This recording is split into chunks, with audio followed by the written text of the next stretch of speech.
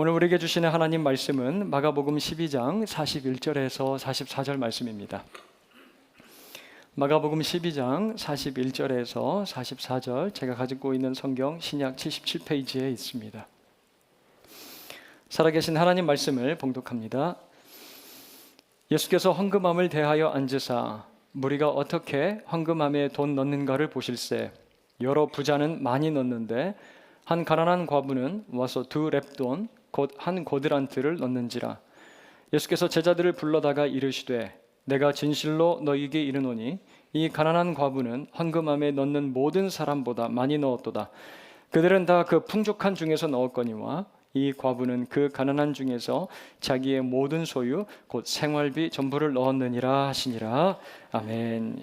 오늘을 살아가는 현대인들의 모습을 보면요, 그 어느 시대보다 다른 사람들의 시선을 참 많이 신경 쓰면서 살아가는 모습이다라는 생각을 하게 됩니다. 그런 시대상을 보여주기라도 하듯이 이런 종류의 책들이 참 많이 출간되는 것을 볼 수가 있어요. 어떻게 하면 타인의 시선에서 자유로워질 수 있는가? 또 남에게 잘 보이려고 살지 말라. 열등감을 극복하고 자신감 있게 사는 방법. 이런 비슷한 제목들의 책들이 그 서점 책장에 질비하게 쭉 이제 놓여져 있는 것을 볼 수가 있습니다. 이런 주제를 다루는 도서들이 거의 다 공통적으로 내놓는 해결로 제시하는 방법들이 있는 것 같아요. 스스로에게 만족하는 삶을 살라. 그렇기 위해서 부끄럽지 않게 살아야 되고 또 자신을 귀하게 여겨야 된다. 이런 이제 조언들을 하죠. 오늘 말씀을 준비를 하면서 제 책장에 꽂혀져 있는 책 한 권이 눈에 들어왔어요. 모든 것이 괜찮아지는 기술입니다. 모든 것이 괜찮아지는 기술. 뭐 방법, 기술 이런 단어만 들어도요 귀가 솔깃해지잖아요. 굉장히 매력적으로 들립니다. 이 방법, 기술만 제대로 잘 따라하면 그 성공적인 확실한 매뉴얼 같은 그 신뢰를 우리들에게 주기 때문에 그렇죠. 성공할 수 있다는 신뢰를 줍니다. 그리스도인이 아닌 일반 대중들이 불안, 또 분노, 비교 의식 가운데서 어떻게 자유로워질 수가 있는지, 심리적으로 어떻게 벗어날 수 있다라고 생각을 하는지 궁금해서 이 책을 구입해서 제가 읽어봤었던 것 같아요. 구입을 한 것 같습니다. 그런데 이런 챕터가 있어요. 신의 도움 없이 살기. 신의 도움 없이 살기라는 챕터가 있고 그 장 말미에서 이렇게 언급을 합니다. 저자가. 신이나 어떤 기준에 억압되었던 스스로를 해방시키고 자유롭게 살면서 그 과정에서 성취감과 행복을 찾아라. 나를 억압하고 짓누르고 있었던 어떤 절대적인 기준, 그러니까 신적 기준이라고 할 수가 있겠죠. 거기에서 벗어나면서 자유를 누리고 쾌감을 맛보면서 행복을 찾으라. 스스로의 자존감을 찾으라. 뭐 이런 얘기인 것 같아요. 내가 타인에게 어떻게 보이는지를 신경 쓰며 살아가는 사람들에게 해결 방법으로 제시하고 있는 이 기술, 스스로 신이 되라입니다. 스스로 신이 되라. 이 충고가 굉장히 매력적이면서 동시에 굉장히 무섭고 그리고 또 위험한 말이다라는 생각이 들었어요. 내가 신이 되면 결국 무엇에서 벗어나는 겁니까? 양심과 죄책감에서 벗어날 수가 있잖아요. 내 생각과 행동, 가치의 기준이 불완전한 내 자신이 되기 때문에 이거 아주 무서운 말입니다. 굉장히 두려운 말이에요. 지난주 모든 방송사 뉴스의 헤드라인으로 계속 뜨는 제목이 하나가 있었습니다. 여러분들도 아마 보셨을 텐데요. 국감장 불려 나온 하나오션 사장 뉴진스 한의와 미소셀카. 이 기업에서 올해만 중대재해사고로 5명이 죽었다고 그래요. 숨졌습니다. 그런데 국감을 받는 자리에서 증인으로 출석한 이 기업의 대표가 환하게 웃으면서 연예인과 셀카를 촬영한 모습이 아주 이제 심각한 이슈가 됐어요. 그리고 이러한 적절하지 못한 행동에 대해서 국민, 국회 그리고 유가족 여러분께 깊이 이제 사죄를 드린다라는 사과문을 냈습니다.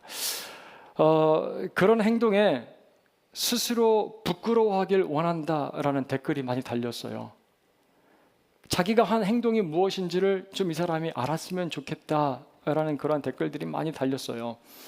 누군가 그러한 자신의 모습을 지켜보고 있었다라고 생각을 한다면 과연 그렇게 할 수 있었을까? 한번 질문을 던져보게 됩니다. 제가 이제 초등학교 다닐 때, 그때는 이제 국민학교였죠.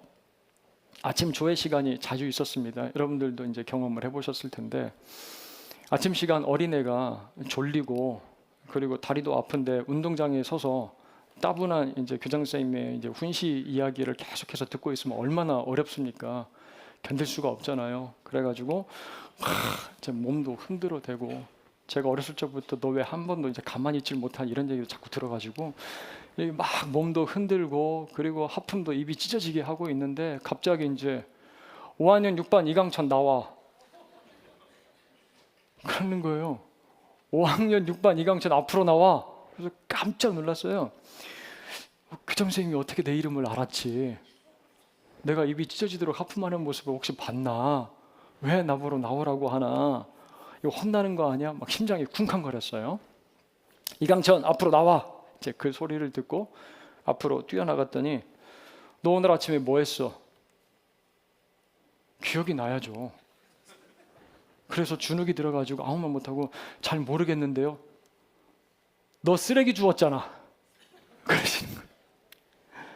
교문 앞에서 떨어져 있는 쓰레기를 다른 친구들은 그냥 줍지 않고 다 지나가는데, 제가 이게 쓰레기를 줍는 모습을 교장 선생님이 지켜보고 아무도 모르게 제가 몇 학년 몇 반인지를 이제 찾아보신 거예요. 그래서 그날 아침에 조회 시간에 5학년 6반 이강천 앞으로 나와. 그래서 가문의 영광, 제가 상을 받았습니다. 선행상. 네, 선행상을 받았어요. 그때 어린 마음에 한 가지 아주 선명하게 그리고 분명하게 깨닫게 된 아주 단순한 진리가 있어요. 나의 모습을 누군가 지켜볼 수도 있다라는 것. 나의 모습을 내가 모르지만 누군가 나를 지켜볼 수 있다라는 것. 그리고 그 모습이 어떤 기준으로 평가가 되면 상벌이 따른다라는 사실을 제가 이제 어릴 적에 아주 단순하지만 깨닫게 됐습니다. 그래서인지 88 올림픽도 이렇게 쭉 타고 오다가 잠실 쪽으로 들어오게 되면 제가 특별히 운전을 조심하게 돼요. 예, 우리 성도님들 그리고 동네에서 특별히 조심하게 돼요. 누군가 나를 지켜보고 있다라고 생각을 하게 되니까. 굉장히 인상적인 제목의 책이 있습니다. 아무도 보이는 이 없을 때 당신은 누구인가? 아무도 보이는 이 없을 때 당신은 누구인가? 아무도 보는 사람이 없지만 하나님께서 보고 있다면 당신은 어떻게 살겠는가? 라는 질문으로 들리는 이 문장. 내가 누구인가? 그리고 또 내가 어떻게 살아가고 있는가에 따라서 굉장히 큰 온도차가 날 겁니다. 누군가에게는 굉장히 차갑게 들릴 거고요. 누군가에는 따뜻하게 들리는 그런 말일 겁니다. 이 자리에 있는 우리는 어떻게 보면요, 그 누구의 시선 신경 쓰지 않으면서 살아도 되는 사람들입니다. 여러분들은요, 그 누구의 시선도 신경 쓰지 않으면서 살아도 되는 사람들이에요. 왜 그렇습니까? 내 주위에 아무도 보는 이 없어도 우리는 누구의 시선을 인식하며 의식하며 살아가는 사람들이기 때문에 그렇죠? 하나님입니다. 살아계신 하나님의 시선을 인식하며 살아가는 사람들이기 때문에 그래요. 그게 바로 그리스도인의 정체성입니다, 여러분. 지난주 말씀 제목처럼 산자들의 하나님이 지금도 살아서 나와 함께 하시기 때문에, 그 하나님 앞에서 살아가기 때문에 내가 다른 사람의 시선 의식하지 않고서도 충분히 살아갈 수 있다는 말씀이에요. 자, 이런 모습을 어떻게 부르는지 여러분들 한 번쯤 들어보셨을 거예요. 하나님 앞에서 코람데오입니다. 코람데오. 여러분, 늘 주님의 시선을 의식하면서 살아가고 계십니까? TV 프로그램에서 부부들 평소 모습을 관찰하기 위해서 녹화를 하는데, 아내와 남편이 서로에게 이제 이렇게 이야기를 하는 거예요. 왜 평소 때랑 다르게 행동하는데? 똑같이 해. 이러는 걸 제가 들은 적이 있어요. 만약 우리의 살아가는 모습을 카메라로 녹화를 한다면 우리는 어떻게 달라지게 될까요? 많은 부분들의 변화가 있을 거라고 생각을 합니다. 오늘 본문은 마치 그림처럼 우리들에게 어떤 장면을 자세하게 묘사해 주면서 시작을 하고 있어요. 예수님께서 헌금함 맞은편에 앉아 보실세라고 되어 있습니다. 헌금함 맞은편에 앉아 보실세. 여기서 예수님께서 보셨다라는 이 동사는요, 그냥 단순하게 뭔가 사물을 바라보는 정도에 그치지 않습니다. 응시하다, 관찰하다, 주목하다라는 그런 뜻을 가지고 있어요. 헌금함이 잘 보이는 곳에 예수님께서 자리를 잡고 앉으셔서 집중해서 무언가를 지켜보셨다라는 것이죠. 제자들이 궁금해서 예수님께 물어봤을 겁니다. 예수님, 뭘 그렇게 뚫어지게 바라보십니까? 얘들아, 저거 좀 보라고. 아주 특이한 모습이 있어. 잘 한번 너네들도 바라봐. 예수님이 가리키는 곳을 바라봤더니 헌금함이 있고요. 그곳에 사람들이 돈을 넣는데 대다수가 부자들입니다. 많은 사람들이 이제 부자들이에요. 자, 그런데 한 가난한 과부가 다가와서 헌금을 넣고 있는데 그 액수가 무엇이냐면 2렙돈, 곧 한 고드란트라고 되어 있죠. 이렇게 말씀을 우리가 언뜻 읽고 살펴보면 뭘 말하는 것처럼 생각이 되십니까, 여러분? 지금 부자들과 한 가난한 과부 여인을 등장시키면서 그들이 지금 헌금함에 넣는 액수, 그 크고 작음을 비교하는 것처럼 우리 눈에는 보여져요. 자, 그렇다면 41절이 이렇게 쓰여야 의미상 더 적절할 것 같아요. 예수님께서 헌금함을 대하여 앉으사 무리가 얼마나 헌금함에 돈 넣는가를 보실세. 이게 더 맞지 않겠어요? 그런데 얼마나가 아니라 지금 뭐라고 합니까? 무리가 어떻게 헌금함에 돈 넣는가를 보실세라고 되어 있습니다. 아마도 부자들과 한 과부가 헌금함에 돈을 넣고 있는데 그들에게서 보이는 아주 특이한 모습들이 있었던 것 같아요. 그 모습이 예수님의 눈에 포착이 된 겁니다. 자, 그림을 한번 보세요. 예수님이 지금 계신 곳이 바로 이 헤롯 성전이에요. 이곳에 여인들이 들어갈 수 있는 장소가 있는데 그곳을 여인의 뜰이라고 불렀습니다. 그곳에 총 13개의 헌금함이 있었다라 그래요. 13개의 헌금함이 있었는데 각각의 헌금함은 11조, 감사 헌금, 건축과 같은 여러 가지 목적들로 구별이 되어 있어요. 이 헌금함의 모양이 특이하게 생겼습니다. 나팔 모양처럼 생겼다라고 해서 히브리어로 이 헌금함을 쇼파르라고 그렇게 불렀다고 그래요. 위는 좀 넓고 그 가운데는 좁아지는 형태의 헌금통입니다. 헌금함이에요. 그 이유는 한 번 넣은 헌금은 꺼내지 못하도록. 당시에 헌금에 손을 대고 훔치는 도둑들도 있었다고 그래요. 그래서 도둑질하지 못하도록 그렇게 입구를 좁게 만들었다라고 그래요. 나팔 형태로요. 자, 사진을 한번 보세요. 예수님께서 앉아 지켜보신 광경이 아마 이런 모습이었을 거예요. 넓게 펼쳐진 그 나팔 모양의 헌금 윗부분은 금속으로 되어 있어요. 금속으로 되어 있어서 그 위에 동전을 떨어뜨리면 어떻게 됩니까? 소리가 나겠죠. 소리가 날 겁니다. 그래서 헌금하는 모습을 바라보고 있으면 그 사람이 얼마나 많이 헌금을 하는지, 적게 헌금을 하는지 알 수가 있었다라는 거예요. 자기들이 얼마나 많이 헌금하는지를 좀 보여주고 싶었던 부자들은요, 주머니에 가득 동전을 담아가지고 와서 위에서부터 쏟았을 겁니다. 요란한 소리를 내면서 막 짤그랑 아래로 막 우수수 떨어졌을 거예요. 하지만 한 가난한 과부가 드리는 2렙돈의 동전은 누가 듣기에도 민망하게 땡그랑 그렇게 헌금함 안으로 이제 들어갔을 겁니다. 그 나이가 들수록 입은 닫고 지갑은 열어라. 이 속담 아시죠? 이게 유대인의 속담이래요. 저도 잘 몰랐는데 나이가 들면 매력도 호감도 사라지니까 돈이라도 이제 넉넉하게 베풀라라는 그런 의미라는데요. 그래서 우리나라에도 이런 법이 있다고 그래요. 남편과 자식 자랑은 10,000원, 손주 자랑은 20,000원, 그리고 30,000원짜리가 있는데 뭔지 아십니까? 개 자랑은 30,000원. 집에서 키우는 반려견 자랑을 하려면 30,000원을 내라는 거예요. 그래서 제가 생각을 해봤더니 정말 그러면 난 부자 됐겠다 생각이 들더라고요. 하도 이제 자랑을 많이 들어서. 누구든 나에게요, 잘 쓰고 후하면 그 사람에게 마음이 열리게 되어 있는 법이에요. 그 사람의 호감이 갑니다. 그런 기준으로 본다면 큰 소리 나도록 헌금함에 많은 돈을 넣고 있는 이 부자는 호감의 대상일지도 몰라요. 그래서인지 이 부자는요, 허리를 꼿꼿하게 세우고 아주 당당하고 자랑스러운 표정으로 헌금함 앞에 서 있습니다. 그런데 예수님은 44절 보세요. 부자들은 다 풍족한 중에서 넣었거니와 라고 그렇게 말씀을 하십니다. 여러분, 제가 몇 번 말씀을 드렸지만 부자가 죄인입니까? 부자라고 다 죄인입니까? 여러분 앞에 서 있는 저의 얼굴을 보세요. 저 부하게 생겼습니까? 귀티나게 생겼잖아요. 그러면 전 죄인인 거예요. 야, 저 사람 부자처럼 생겼다. 또 이 맥락이 풍족한 중에서 헌금을 넣었으니까 아유 뭐 그거 어렵지 않게 헌금을 할 수가 있었겠네. 너 그거 충분히 낼 수 있는 액수잖아. 너 정도 살면 더 내야지. 여러분 이러한 논리로 지금 예수님께서 말씀하고 계시는 건가요?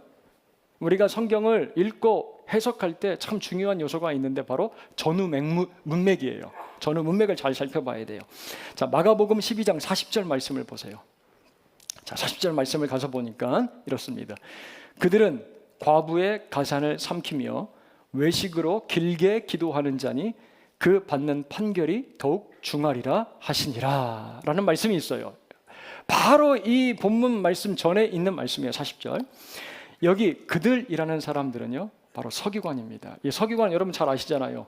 율법에 능통한, 율법을 잘 꿰뚫고 있는 사람들이에요. 이 서기관들이 당시 유대 사회에서 법조인들, 뭐 변호사라고 우리가 보면 이해를 하면 될 거예요. 그러한 자신들의 신분을 알리기 위해서 38절에 보면 그들이 긴 옷을 입고 다녔다라고 합니다. 이제 법복을 그냥 평상시에도 입고 다닌 거라고 생각을 하면 되겠어요.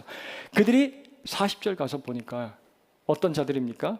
과부의 가산을 삼키며 외식으로 길게 기도하는 자들이라고 되어 있어요. 한 과부가 참 어렵게 살고 있음에도 불구하고 그 어려운 일을 당했습니다. 억울한 일을 당했어요. 그래서 자신의 이 문제를 해결하려고 누구를 이제 수임합니까? 이제 변호사를 수임을 하는 거예요. 어떤 사람을 실력 있는 사람으로 내가 잘 좀 고용해야 이 좀 승산이 있을까 생각을 하면서 옆에 사람들에게 조언을 듣는데요.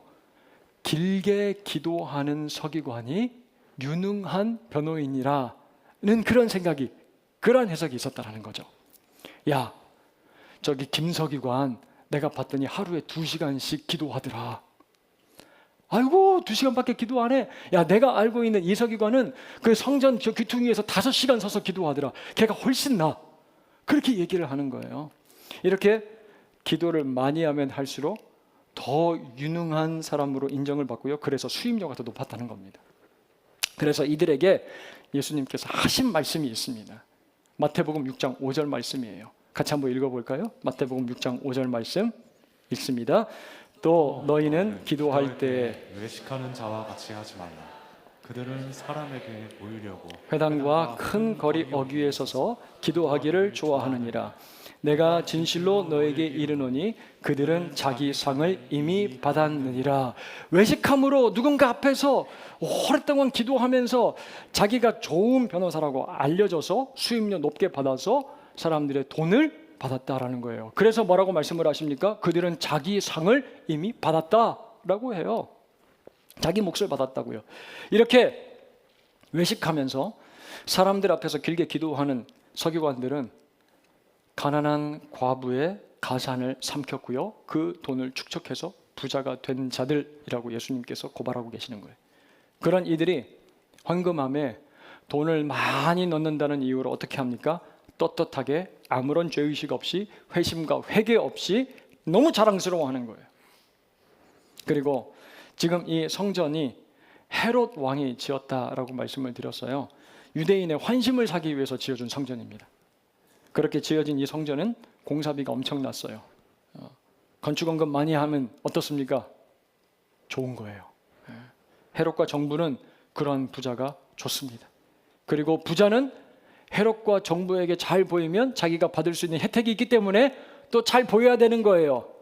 사람들 잘 보이도록 헌금함에 정치적인 이유로 동전들을 많이 쏟아붓고 있는 부자들이에요. 여러분, 지금 예수님께서 무엇을 지켜보고 계시는지 감이 오십니까? 무엇을 말씀하고 계시는지 이해하시겠어요? 말씀은 야, 그 부자가 돈도 많으면서 그거밖에 안 내? 더 내야지? 그거 지적하고 있지 않아요. 얼마냐가 아니라 지금 어떠한 모습으로 어떤 돈을 하나님 앞에 드리고 있는가를 예수님께서 지켜보고 계신다라는 말씀이에요. 아무리 많은 돈이어도 하나님 앞에서 진실하고 정직하지 않은 돈이라면 그것 주님께서 바라보시고 그것 같이 예수님이 평가하신다라는 것을 우리에게 보여주고 있는 말씀. 여러분, 삭개오는요 예수님을 만나고 그의 삶이 변화가 됩니다. 그리고 나서 부정하게 착복한 그 수입을 어떻게 해요? 헌금합니까? 예전에는요 자기가 그렇게 착복한 그 헌금, 그걸 헌금으로 드렸을지도 모르겠어요. 하지만 중생한 그의 지갑은 어떻게 변화가 됩니까? 어떻게 기능을 해요? 가난한 자들에게, 그리고 속여 빼앗은 자들에게 나누어 주겠다라고 결단하는 모습을 볼 수가 있어요. 누가복음 19장 8절 말씀. 삭개오가 서서 주께 여짜오되 주여 보시옵소서, 내 소유의 절반을 가난한 자들에게 주겠사오며 만일 누구의 것을 속여 빼앗은 일이 있으면 내 갑절이나 갚겠나이다. 요즘에 그 온라인 뱅킹을 많이 해갖고요, 그 현찰을 손에 많이 들고 다니지는 않는데 예전에 저도 이제 그 사역하면 사례비를 캐시로 주셨습니다. 현찰로 주셨어요. 그때 이제 55만 원, 50만 원 그렇게 이제 사례를 한 달 사례를 받았는데 그거 이제 받자마자 ATM에다가 입금을 하려고 막 이제 가요. 그래서 ATM에다 집어넣고 입금을 딱 눌렀는데 그 지폐 중에 좀 손상이 되어 있고 좋지 않은 그 상태면 어떻게 됩니까? 받질 않아요. 똑같은 돈인데 그거 그 자판기에다 집어넣어도 어떻게 합니까? 넣으면 다시 뱉어내요. 그러면 다른 지폐를 넣어야죠 뭐. 여러분 생각해 보면요, 우리가 가지고 있는 돈은 우리가 어떻게 살았는가, 우리의 삶을 반영하는 결과물입니다. 우리가 소유하고 있는 돈은 내가 어떻게 살았느냐를 반영하는 삶의 결과물이에요.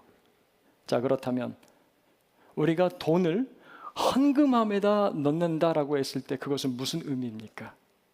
내가 어떻게 하나님 앞에서 삶의 예배를 살아냈는지 나의 삶을 하나님 앞에 드린다라는 거예요.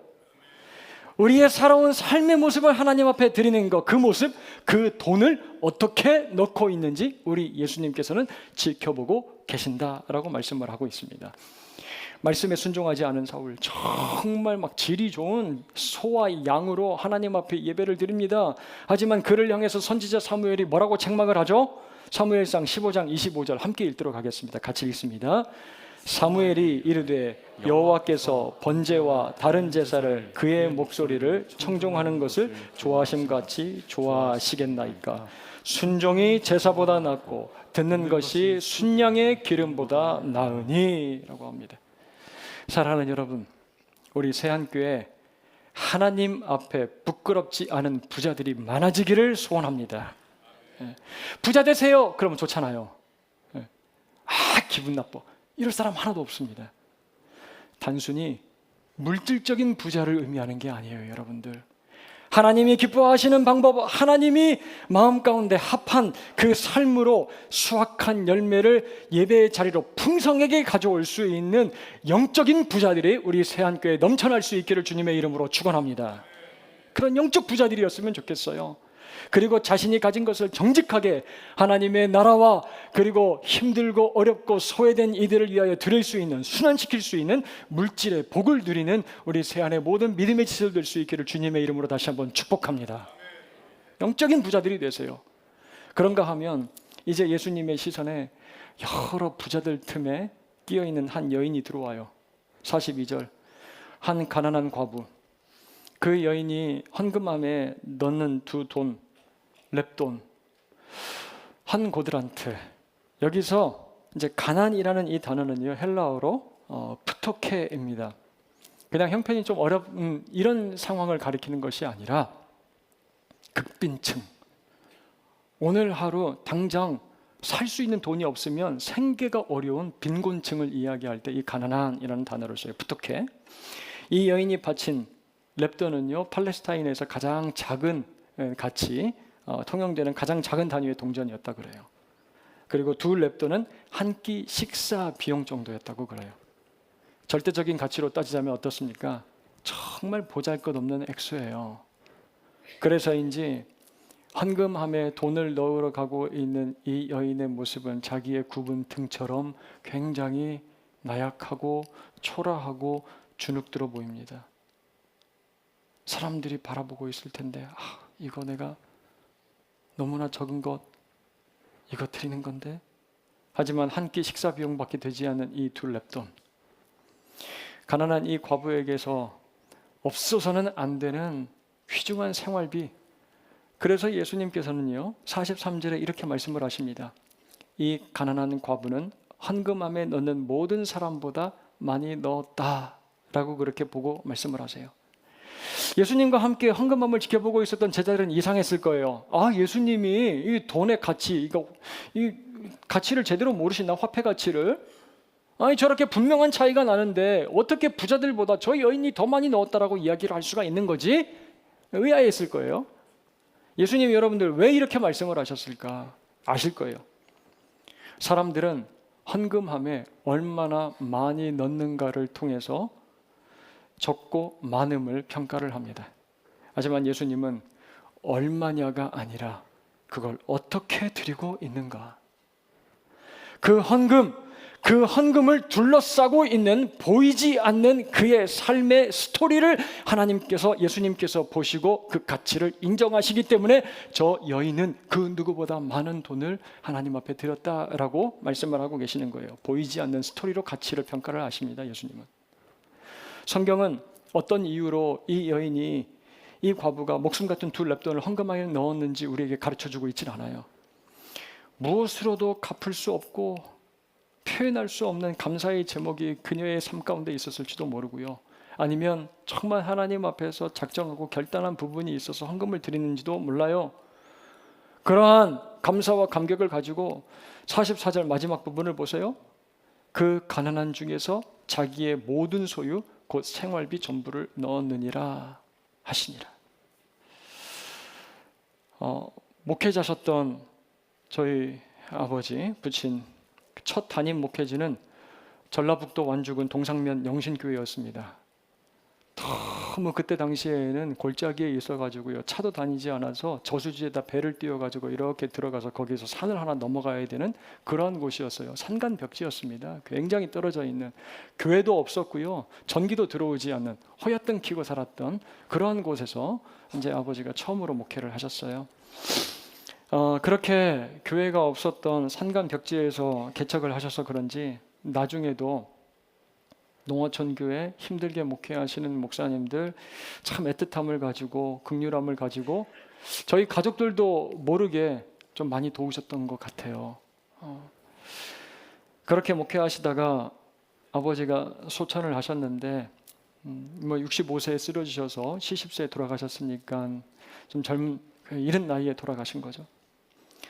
그 소식을 듣고 장례식장에 한 허름한 차림의 조문객이 손에 비닐봉지 하나를 들고 오셨어요. 비닐봉투를 하나 들고 왔습니다. 그리고 저에게 이렇게 말씀을 하시는 거예요. 저는 시골교회를 오랫동안 섬기고 있는 목회자입니다. 예전에 아버지 목사님께서 저를 기억해 주시고 많은 도움을 주셨습니다. 그 목사님께서 소천하셨다는 소식을 듣고 제가 오늘 조문하기 위해서, 위로하기 위해서 찾아왔습니다. 그러시면서 제게 비닐봉투를 건네세요. 그러면서 이렇게 말씀을 하십니다. 조의금 드릴 형편이 안 돼서 교회 근처에서 농사한 나무를 좀 가져왔어요, 목사님. 비닐봉투를 제 손에 쥐어주시면서 이렇게 말씀을 하시는 거예요. 아버님은 참 훌륭한 목사님이셨습니다. 그랬어요.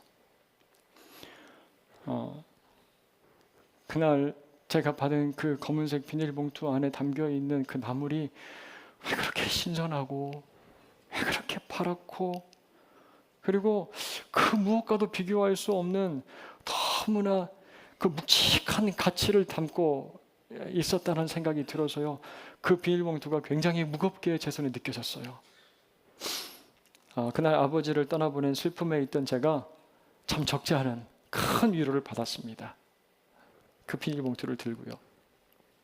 여러분, 예수님은 오늘 우리에게 이렇게 말씀을 하십니다. 나는 얼마냐가 아니라 어떻게를 바라보고 있다. 그렇다면 사랑하는 성도 여러분, 우리는 작은 것을 드려도 그것이 우리가 하나님께 드릴 수 있는 가장 최선의 것이라면 부끄러워하지 않기를 바랍니다. 주눅 들지 마세요.